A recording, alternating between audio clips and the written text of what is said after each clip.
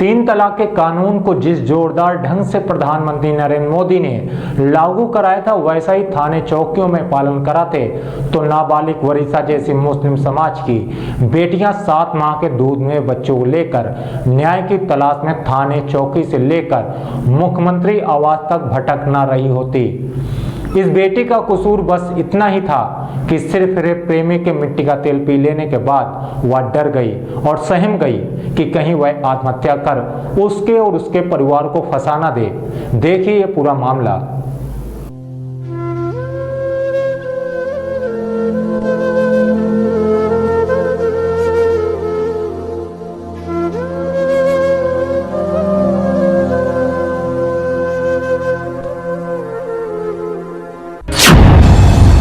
16 साल की नाबालिग का दबंगों ने कराया जबरदस्ती निकाह। प्रेमी ने 6 माह का गर्भ देकर घर से भगा दिया। कैसे मौलाना और गवाहों ने 16 साल की बेटी का करा दिया निकाह।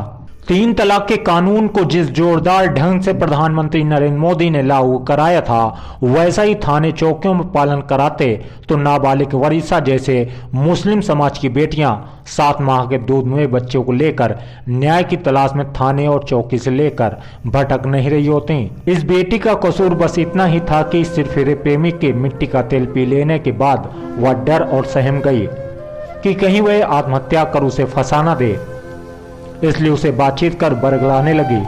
किंतु एक तरफा प्रेम करने वाले तन्नू के इरादे ही कुछ और थे। उसने शिवाला में नाबालिग से जबरन निकाह किया, उसके बाद 6 माह का गर्भ देकर भाग खड़ा हुआ। फ्रेंड, आज मैं सारा खान की निकाह की फुल वीडियो आप लोगों के लिए बताया। बहुत ही इंटरेस्टिंग, बहुत ही जबरदस्त थी। तब से वरीसा 6 माह के दूधों को लेकर दर दर न्याय की आस में भटक रही है। इसमें जांच का विषय यह है कि 16 साल की बेटी का मौलाना ने निकाह कैसे करा दिया। गवाह कौन कौन थे जिन्होंने इस मासूम की जिंदगी तबाह कर दी। खास बात यह है कि पुलिस मामले में पीड़िता की मदद क्यों नहीं कर रही। 17 साल की वरीसा ने अपने जो दर्द भरी दास्तान लोक जन संदेश के दफ्तर में बयां किए, उसमें बड़े बड़े संगदिल भी पिघल जाएं। हमने 2 साल पहले शादी की थी और क्या कहते हैं धमका के, और उससे हम तो शादी करी तक कि कहीं तक कि तुम्हारे भाई को तुम्हारे पापा को जान से मार देंगे, धमकियाँ दी था। और अब शादी करी ना, एक बच्ची हो गई है, तो अब छोड़कर भाग गए। उनके घर वालों ने उनको अपने उसमें ले लिया है। शौहर का क्या नाम है आपका? तन्नू घोसी। ये कहाँ पे रहते हैं? झंडे वाले चौराहे को उधर। झंडे वाला चौराहा कहाँ? Chamanganj 3 number plot. तो आपने कहीं प्रशासन या कहीं पर कोई गुहार नहीं लगाई, थाने या पुलिस चौकी में कहीं? हम सब जगह गए हैं, एप्लीकेशनें लगाई है। लगाने के बाद चमनगंज थाने में आती है, वो बुलाए जाते, उनको बेदखल दिखा दिया। वो बेदखल पेपर दिखा देते हैं, लेकिन वो लोग मिले हुए हैं, बात होती है, हमें सब पता है। 105/321 4 नंबर प्लाट चमनगंज निवासी फिरोज आलम की 16 वर्षीय नाबालिग बेटी हाई स्कूल की छात्रा थी। उस समय 105/55 प्लाट नंबर 3 के निवासी लतीफ उर्फ कोको का 22 साल का सिरफिरा पुत्र मोनीस उर्फ तन्नू उसके पीछे बुरी तरह से पड़ गया। पढ़ाई के दौरान रोज स्कूल आते जागते वक्त वह तरह तरह से वरीसा को परेशान करने लगा। इस बीच तंग आकर वरीसा ने उसे फटकार दिया, जिससे गुस्से में सिरफिरे प्रेमी ने मिट्टी का तेल पी लिया। इस घटना से मासूम वरीसा को इस तरह से दहशत में डाल दिया कि वो सोचने लगी कि अगर तन्नू को कुछ हो गया तो उसका शातिर बाप उसे नहीं छोड़ेगा। मजबूरन वरीसा तन्नू को समझाने के लिए उसे बोलने लगी।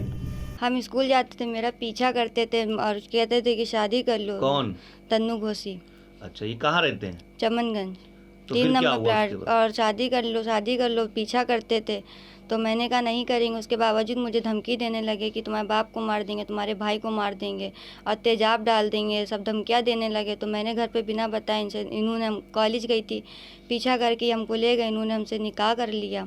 करने के बाद फिर अब तब वही कर लिया। फिर हमने अपने घर वालों को बता दिया। घर वालों को बताया तो मेरे घर वालों ने फिर कहा कि अब जो कर लिया तो जैसे करा वैसे जाके रहो। तब मैं रहने लगी। रहते रहते मेरी बच्ची 3 महीने की थी, पेट में 5 महीने की हो गई। फिर उसके बाद ये हमको छोड़कर भाग गए। भाग के जाके वो अपने घर वालों से मिल गए हैं। इसी बीच तन्नू ने 16 साल की उम्र में वरीसा को शिवाला स्थित एक मौलाना के पास बहाने से ले गया, जहां गवाह वगैरह सब पहले से तैयार थे। तत्काल मौलाना ने विरोध के बाद भी उससे निकाह कराने के लिए मजबूर कर दिया गया, जबकि इस दौरान दोनों पक्षों से माता पिता मौजूद नहीं थे। उसके बाद वरिसा को लेकर तन्नू मछरिया और कुली बाजार में रहा, जहां जब वरिसा 6 माह की गर्भ से हो गई तो उसके घर के पास छोड़कर वह भाग गया। तब से लगातार वरिसा उसे ढूंढती फिर रही है।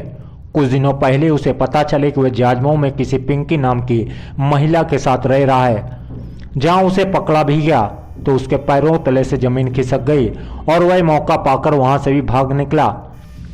इस बीच उसने चमनगंज थाने, सीसामऊ एसीपी, जिलाधिकारी व कमिश्नर, उसके बाद 20 सितंबर को मुख्यमंत्री के निवास पर प्रार्थना पत्र भी दिया, किंतु अभी तक उसे न्याय नहीं मिला।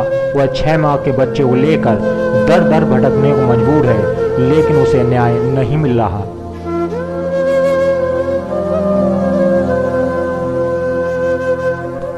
अभी के लिए इतना ही, फिर मिलेंगे कुछ नई खबरों के साथ। तब तक देखते रहिए लोक जन संदेश।